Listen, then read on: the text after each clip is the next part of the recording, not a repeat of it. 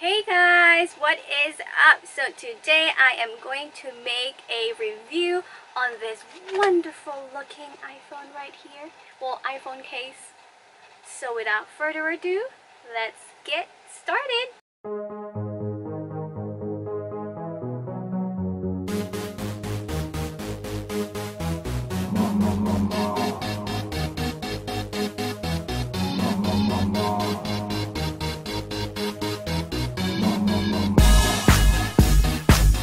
So you must be wondering, why does she look the same in her previous video?